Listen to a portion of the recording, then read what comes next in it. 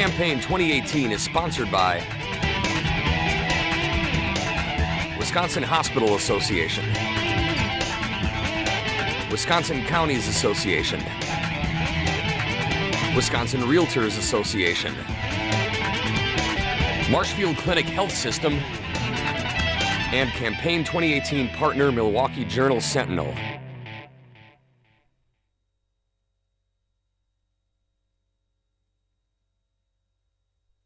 WisconsinEye coverage of the 2018 elections continues. We're at the Milwaukee Public Library. Brandy Bond is a Democrat running in the 16th Assembly District. Brandy, welcome back to WisconsinEye. Thank you. Now, you say on your website that you understand Milwaukee. Explain your roots in this community and your knowledge of the issues. I was born in the impoverished 53206 area at 3741 North 24th Place, where my grandmother and I still reside.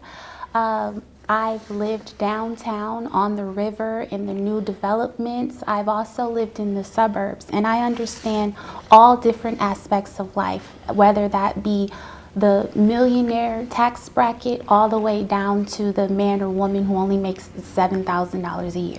Biggest need of the 16th District? It's to address the entire district as a whole and get down to the root causes of some of the mass incarceration issues as well as the education problems. When we get down to the financial disparities, we can really start to dig into the educational problems that we're having, and the entire district can flourish, not just downtown or particular areas. Let's talk about education first. I think the four-year graduation rate with MPS is 60%. How could that be improved, Brandy? By improving the conditions that some of the students are living in and addressing their home needs, that they're not hungry or their parents aren't in prison and they're not worried about ICE running into their homes or any other problems that are really distracting them from truly learning, because if the entire community doesn't learn and grow, we're all stifled. The Choice program started in Milwaukee 25 years ago or so. Are you a supporter of it?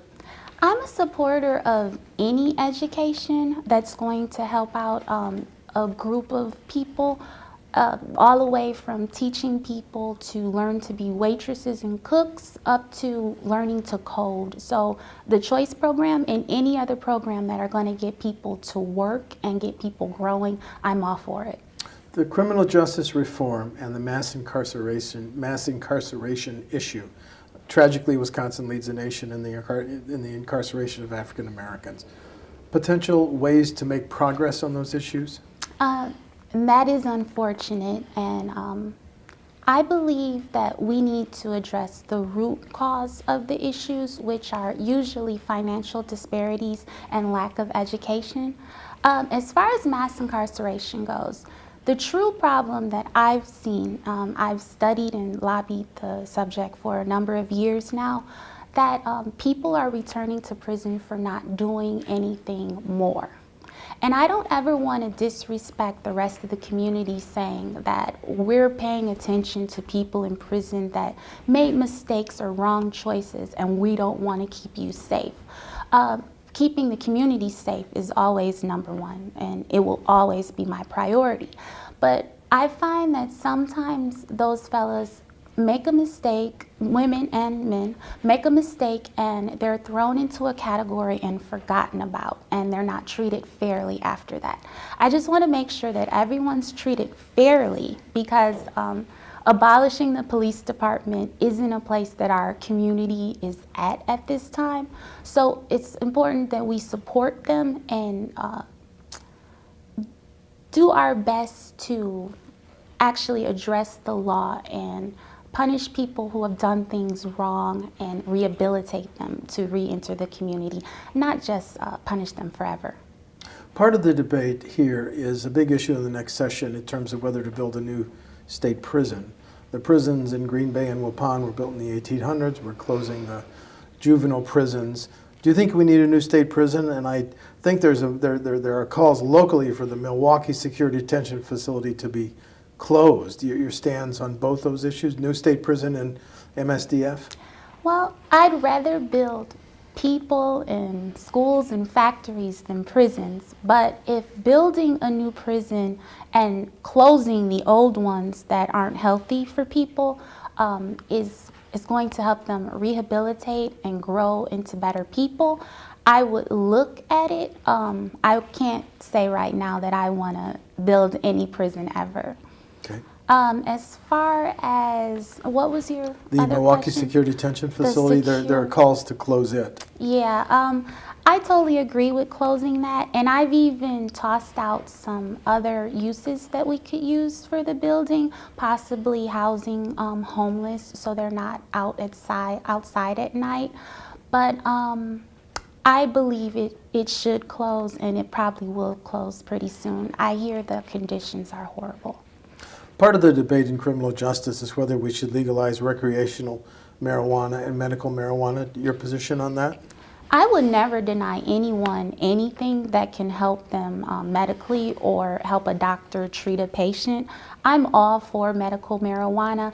As far as recreational use, I hear that's going to be on the ballot this November or August, and I'm going to leave that up to the people to decide. Okay. In light of school shootings and mass shootings, do we need to change Wisconsin gun laws? I'm open to looking at changing Wisconsin gun laws. I really don't see where bump stops are really needed, and universal background checks would also help a lot of people. But in no ways am I looking to disarm an entire community. There's a gridlock in the Capitol on how to pay for highways and bridge repairs. How would you like to see our highway futures paid for?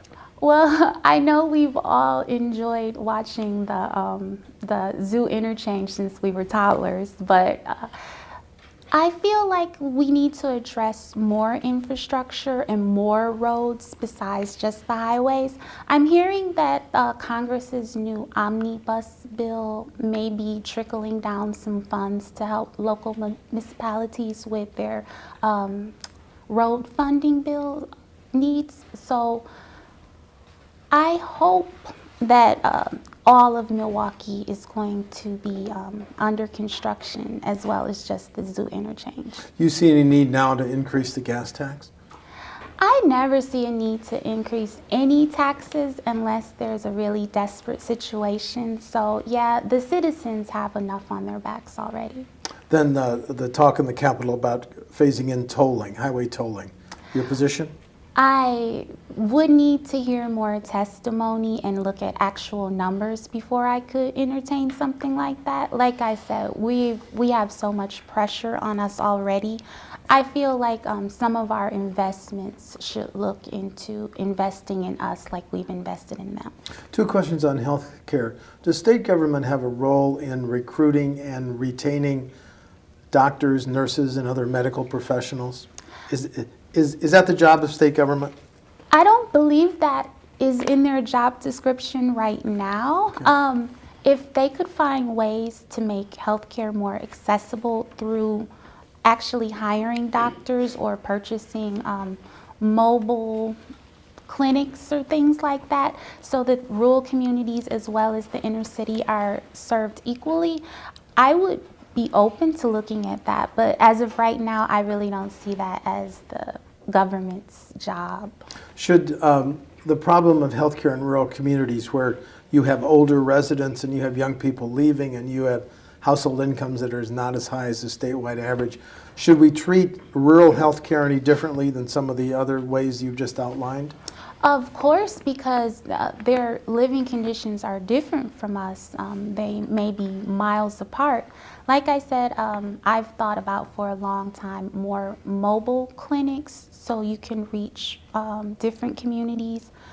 But we're all different, and we have to look at those differences as well as understand we're all somewhat the same. Local governments have been living with levy limits since 2006, limiting how much they can levy in property taxes.